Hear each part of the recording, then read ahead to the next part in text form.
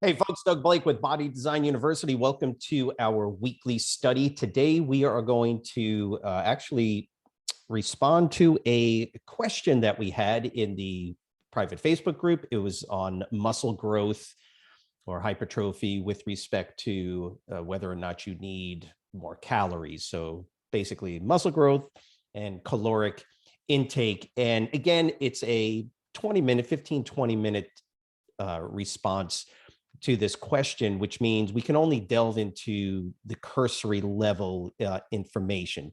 Keep in mind, when we talk about issues related to hypertrophy, atrophy, just any type of metabolic activity that occurs in a muscle, it's a whole range of information that we simply can't get into too deep. But in a case like this, where the question is pretty straightforward, do I need extra calories to build muscle? The answer is fairly straightforward, and that's what I want to go over with you today, kind of help you out with this issue. Let me go ahead and grab our PowerPoint presentation, and we can get started here. All right, so we are talking about muscle growth and caloric need. Remember, there is a lot of information related to the idea of muscle growth or muscle, what we call hypertrophy. There's a lot you can go over. At the end of the day, for the average person, the answer is going to be yes, you do need more calories, but whoa, hang on a second. There are any number of variables that need to go into that response. And there are stipulations to this answer of yes, you do need more calories. The answer is really yes, maybe no. I'm not really sure, which is why we got to talk about some of the variables that go into it. So to give a definitive answer, which is yes, only comes to fruition when we're talking about the average say male weightlifter that is already at a specific body fat level with a certain level of training experience. So even right off the bat, there's a lot you got to keep in mind. So the idea of muscle growth, caloric need is a very hot topic, obviously, in the fitness community, particularly with those individuals trying to gain lean body mass, right? So broad topic.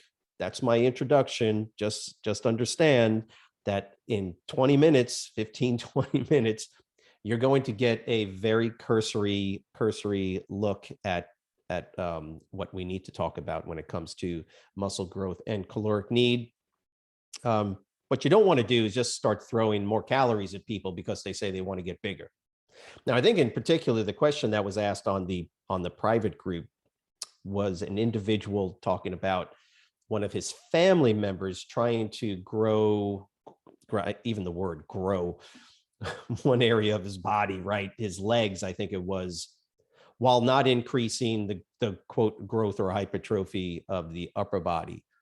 That is a whole nother subject that is completely, in one sense, totally unrelated to the general concept of muscle growth and caloric need. Let's hit on this one specifically so we understand some of the basic physiology and metabolic processes that go along with this idea of growing muscle tissue, or what's known as hypertrophy. It's the science of hypertrophy. I remember I used to say hypertrophy, whichever way you want to say it, hypertrophy or hypertrophy. It's not really relevant. Let me get this out of the way for you, and let's look at then what it is we're even talking about. The idea is that we normally use the phrase muscle growth or muscle gain, right? Because that's what we talk if we're in the gym and we're using colloquial, right, common terminology. We talk about growing muscles, right? Gaining lean body mass, making our muscles bigger. Any way you want to describe it, that is the normal phraseology that we use. Muscle growth, muscle gain. It's really describing a technical term, and that technical term is muscular or muscle hypertrophy, right? Hypertrophy is the technical definition is when an organ or part of the body, normally it's an organ system that contains unique specific cells to that particular organ. That's normally what it's being referred to. And by the way, in our case, we make it even more specific to skeletal muscle.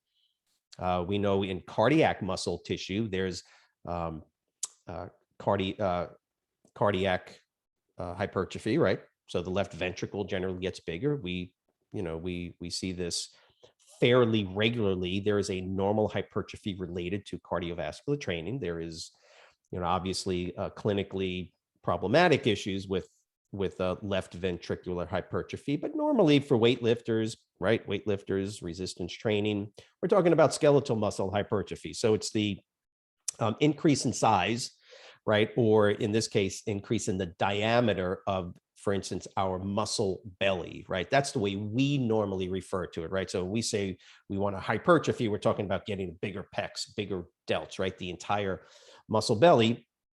But it's simply the enlargement or growth of an organ or structure in the body that's related to the intracellular growth. Okay, so my bicep gets bigger because the cells in my bicep get bigger. Now, remember something, organs, if there are clinically significant issues related to cancer or tumor growth, can also grow. That's not what we're talking about. So when we talk about muscular hypertrophy, we're talking about intracellular diametric increase. So the cells of the muscle themselves increase in diameter. If you've got 1 million muscle cells in your bicep, let's just say that's the case. If every single one of those muscle cells, this is not how it happens, but let's just say it just happens for sake of argument, each one of those muscle cells increases in diameter, then the entire muscle obviously will increase in diameter. This is what we call muscular hypertrophy, hypertrophy. The significant concept is at the cellular level. The muscle belly itself doesn't grow unless the individual cells actually increase in diameter. So the question is how did those cells increase in diameter?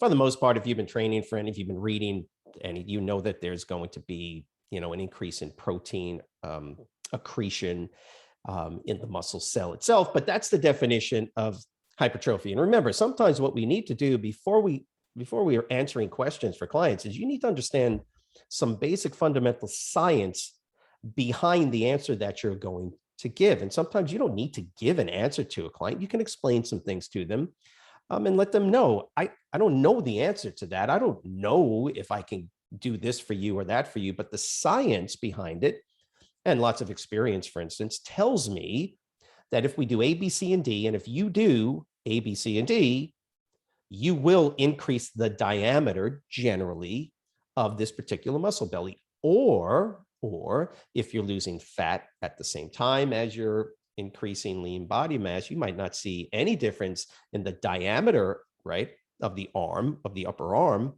but you're going to be stronger and it's going to look better. So understanding the science behind it is important. That's why this sort of cursory glance through it should be helpful, particularly in answer to the question of, do I need more calories to gain muscle? So it's not tumor growth. It's not just the muscle belly, it's the muscle cells. And that's what we're talking about here. So the increase, and by the way, it's also, as you can see at the end of that sentence, it's not an increase in the number of cells. If I got 1 million cells in my bicep, 1 million muscle fibers in my bicep, it's not the increase. I'm not going to get 1.5 million muscle, and that's what made it bigger. No, that's a concept known as hyperplasia. That's just not something that we even get into. It's not a realistic physiological adaptive response, particularly in adults, not that we can see.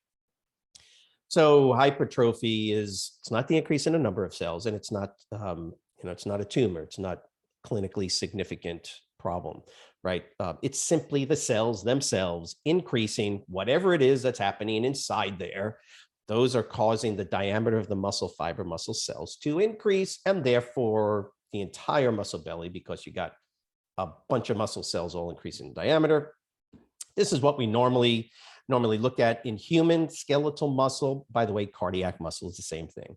Hypertrophy generally occurs via two mechanisms. So this is where you got to step back, and you've probably read, or you've seen blogs, or you've been on Facebook, and you see, a lot of discussion and a lot of talk about these two hypertrophic pathways that are relatively understood. At least one of them is well understood. That is the second one I'm going to talk about. The other one, although we talk about it and we do see it, the research is a little sketchy on it. So I'm just going to give you what we basically understand to date. If we look at a muscle fiber, let me get rid of that. If you look at a muscle fiber, now when I'm showing you this picture here, let me show you this. So as you can see, so this would be a muscle fiber, okay? That's the entire muscle fiber. What are these guys in here? Well, these are what are known as myofibrils. Take a step back, and do you remember your anatomy? Okay, you have a muscle belly, got your bicep, right? But what is a skeletal muscle belly composed of? Well, a skeletal muscle belly is actually composed of groupings of muscle cells. We call these fascicles or fasciculi. So fascicles are groupings of muscle cells inside a muscle belly, right? So inside of the fascicle, you got all these muscle cells. Well, when we go deeper and look at each individual muscle cell, remember, this is basic anatomy. You should already know this. Inside of a muscle cell, it's not just a bunch of actin and myosin filaments. No, muscle cells are actually grouped in what are known as myofibrils. It's the myofibril, and that's what this is demonstrating right here. These little dark circles, they are indicating what are known as myofibrils. Myofibrils are the actual location of the sarcomeres, right? Sarcomeres, remember, that's the actin and myosin filaments. That's where the protein stuff comes in. And it's the myofibril that will actually grow, right? Hypertrophy, or it could atrophy, which is the opposite, okay? But what you're going to notice, and this is not to scale. Please appreciate this. This is not to scale. Just trying to show you the different structures. You have your fiber, your cell membrane. You have what are known as myofibrils. The myofibrils is where you actually see the actin and myosin filaments, which compose the sarcomeres, which are the actual contractile units. So these dark circles represent the proteins, right? And by the way, it's not just two proteins. You guys know that, but it's not just actin and myosin. So a ton of other different proteins in there that make up the sarcomere, but those are the two contractile proteins. But what's all this space in here? This represents, this is not to scale, because in reality, the proteinaceous material outside of the sarcoplasm, which is what it is predominantly proteins, right? So I think the number is about 85% of the actual space, the intracellular space. 80 to 85% of it is actual protein, and it depends on the muscle fiber type as well, just so you understand that. But all of this space in between here is what's known as sarcoplasm. So we have what's known as sarcoplasmic volume increase. So think of the water balloon concept, water balloon, right? So if I put more water in the balloon, what happens to the diameter of the balloon? Well, it gets bigger and bigger because you're putting more fluid into it. Well, that's what sarcoplasmic hypertrophy is, right? So sarcoplasmic volume, if I put more of this, I get that. So just take that for a second and kind of look at that. Makes sense, right? From a purely logistical perspective, I'm putting more fluid. You'll notice, look at the number of, again, this is representative, just representative. 1, 2, 3, 4, 5. I've got 6. Let's just say I've got 6 myofibrils in this muscle cell. The number of myofibrils didn't change, right? The amount of protein didn't change. Okay, this is what's known as sarcoplasmic hypertrophy. There's lots of research that has been done on it. Literally over the past 100 years, there's been a lot of research done on it. Even today, it's not well understood. We know that it does happen. The question is, what's the actual mechanisms behind this? We're not going to get into the research part of it. You can look it up. There's a lot of really interesting research on this. There's way too many variables, but the idea is that This increase in sarcoplasm is an actual mechanistic adaptive response to increased training demands, right? So again, you don't get hypertrophy unless there's some adaptive reason for there to be hypertrophy, and that's generally going to come from training, right? From resistance training. It doesn't have to be resistance training, but that's generally where we see it. So we have what's known as sarcoplasm. So that's one of the variables. And then we have what's known as myofibrillar. This is what in the sort of in the research realm is termed standard. This is the standard hypertrophic response mechanism, right? Is the actual increase or addition of new protein filaments. So what's the difference?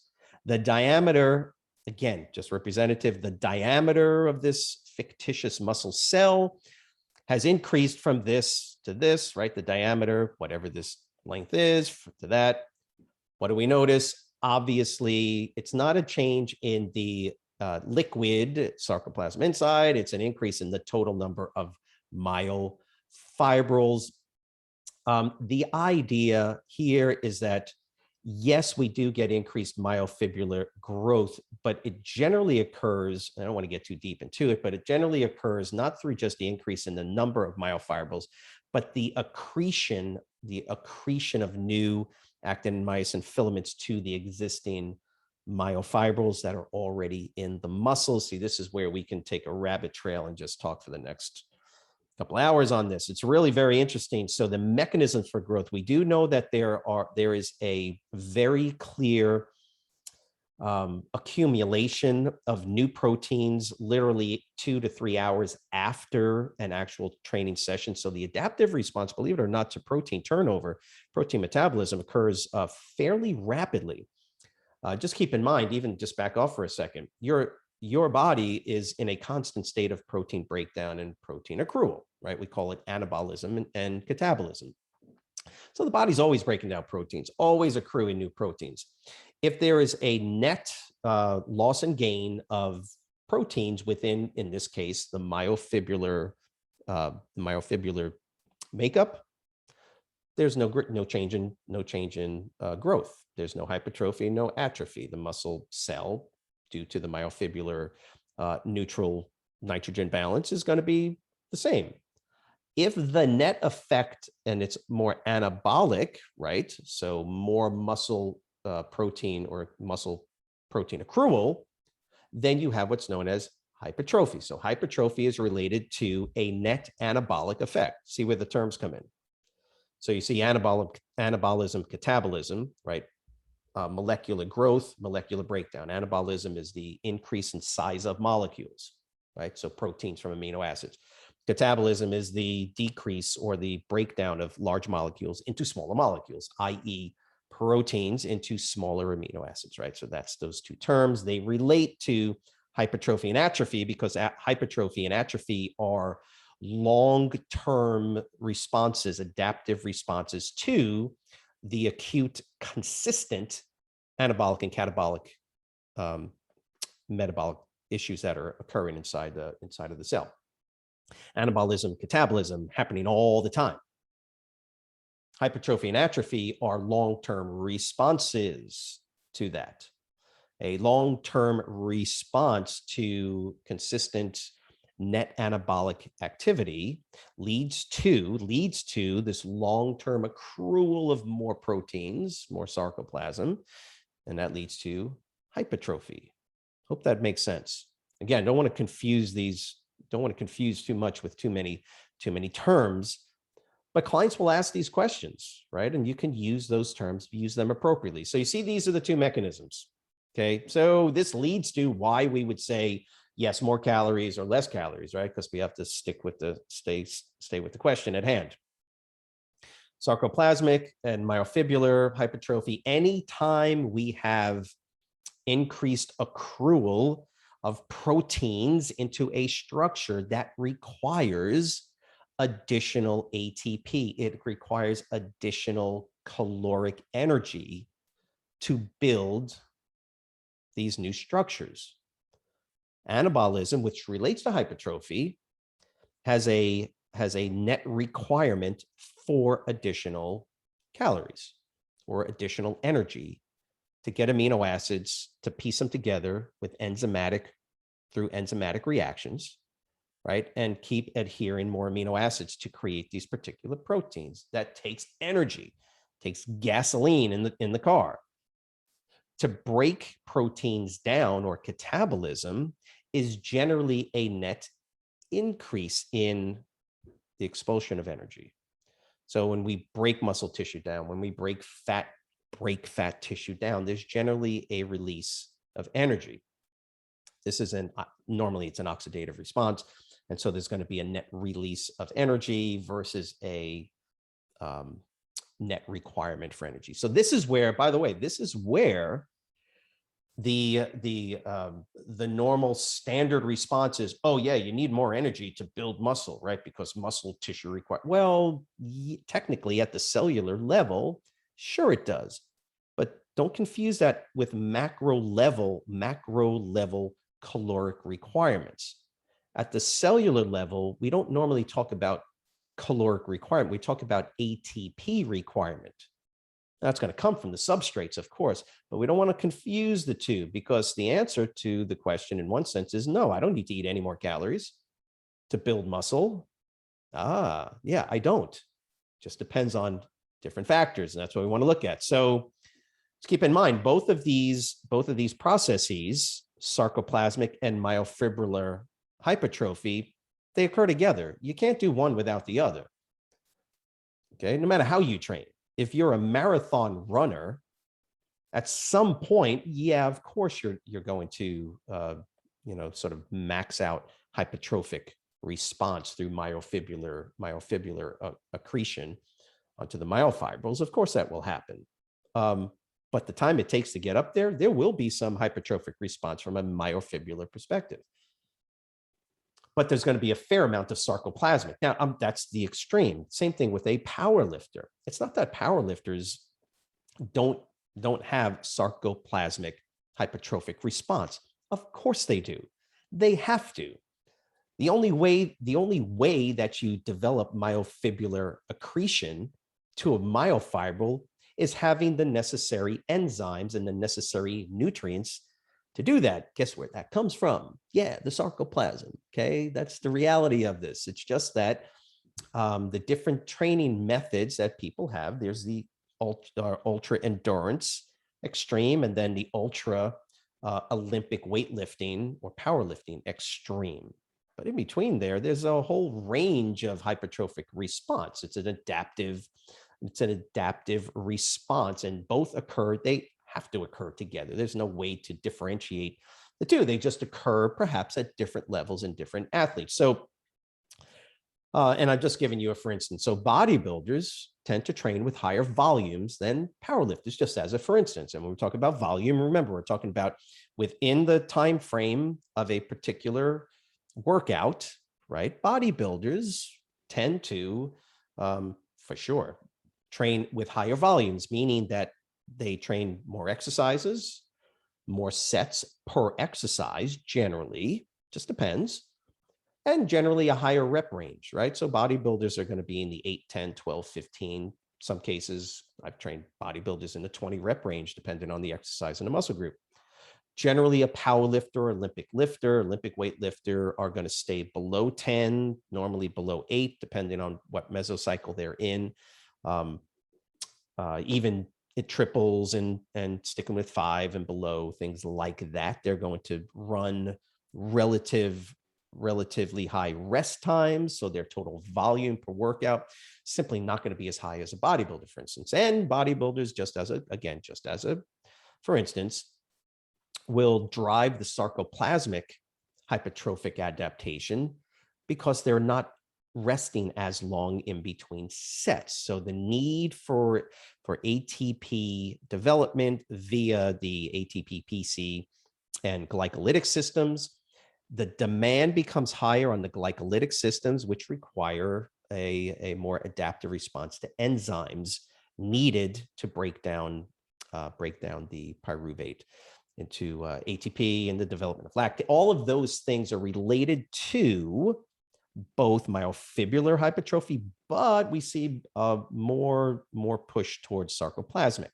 hypertrophy. Now, just keep in mind, one workout ain't going to do it. This has got to be done on a consistent basis. So hypertrophic responses to this type of training scenario must be consistent. That's why when you stop training after 2 weeks, if you don't train for 2 weeks, what happens?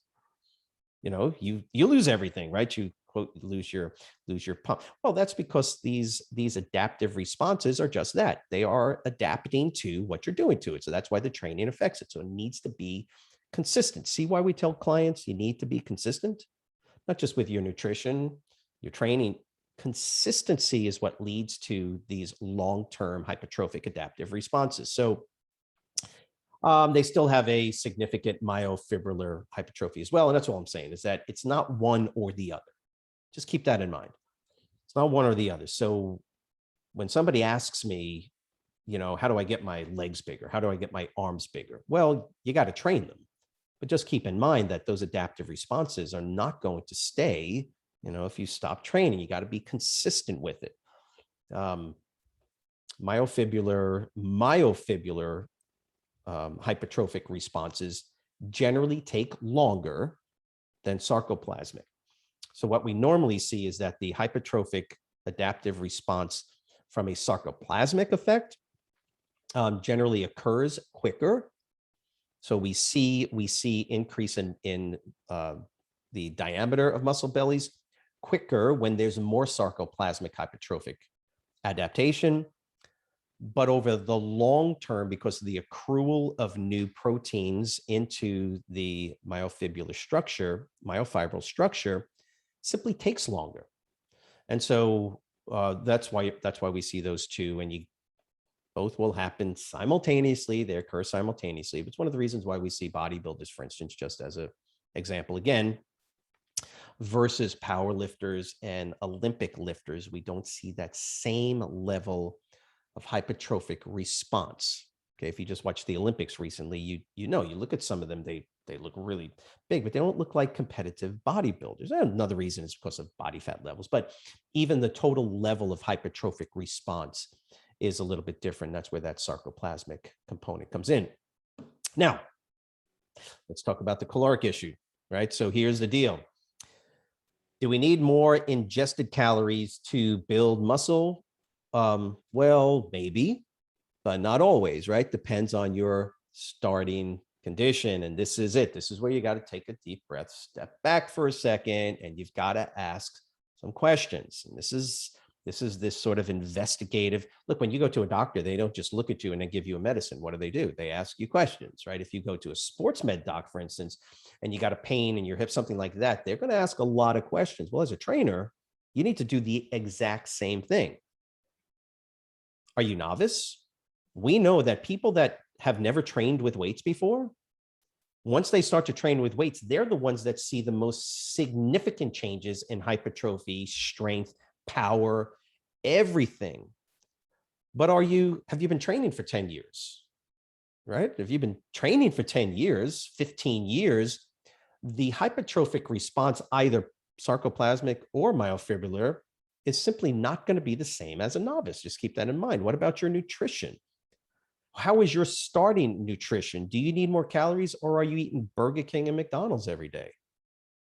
Right? Is your nutrition crappy? I mean, these are the things that if it is, then it sounds like you're probably already getting way too many calories, or perhaps you're not eating enough total calories during the day, but you're eating them all in one big meal, which is a huge problem in and of itself.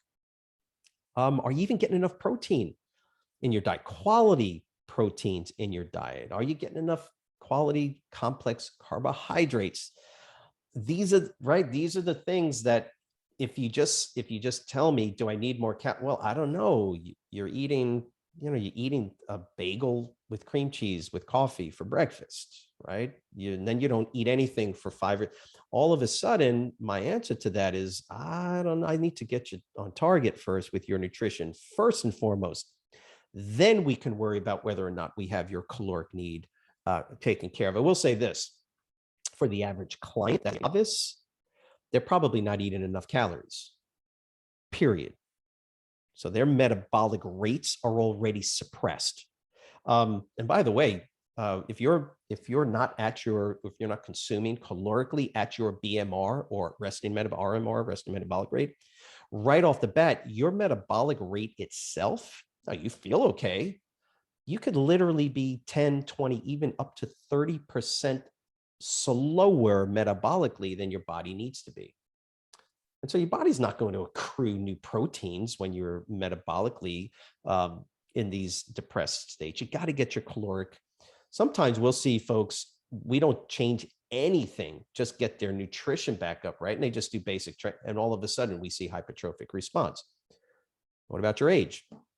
Age, of course, is going to be related to other issues. We'll get that out of there. Right? If you're 20 and you're a male and your testosterone levels are fine, growth hormones fine, IGF, right? All those things are fine. Well, and you're a novice, see how I ask these questions, and you're not, whoa, you're probably going to see the most significant level of hypertrophy, whether you eat more calories or not. Now, I could probably give you more quote, more calories, and that would help. But what if you're 60, right? What if you're a guy like me and you're way up there? Well, even with good nutrition, training, right, I might not see the same response, even if I do add more calories. So age is another factor. These are the things that you have to be looking at. How's your sleep and recovery? Remember, we talk about this: training, nutrition, sleep, and recovery. If you're not sleeping properly, if you're not recovering properly, your hormonal system is going to generally be disrupted. High levels of cortisol, for instance, and a lack of insulin sensitivity. All of these things play into whether or not you're simply going to accrue more proteins into the myofibrillar structure, or even increase the sarcoplasmic hypertrophic adaptive response. You get enough protein, you can eat a ton of calories. I mean, you can get good quality carbs, enough fat, and meet the caloric need, but are you getting enough protein to ensure that there's enough in the amino acid pool in your body? Now, truth be told, the number of amino acids necessary to build the appropriate proteins is 6 of the essential amino acids. And the studies out there now have become very, very specific as to the amount and specificity of the particular amino acids being fed post-workout and throughout the research time of the research itself.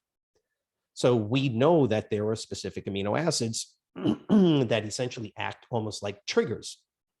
The main one, you may have heard this, you read it, is leucine, one of the branched chain amino acids. Again, now you understand why we tell people probably a good idea to consume whey protein, which is well supplied with branched chain amino acids.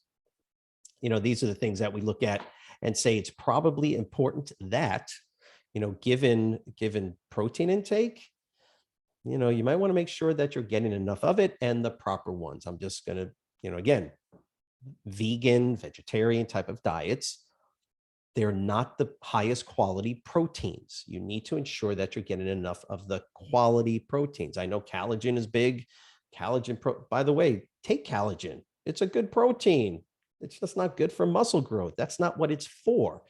Okay, so don't think that taking collagen protein is going to help. Collagen is one of the lowest levels of leucine of all the proteins, but it's not designed.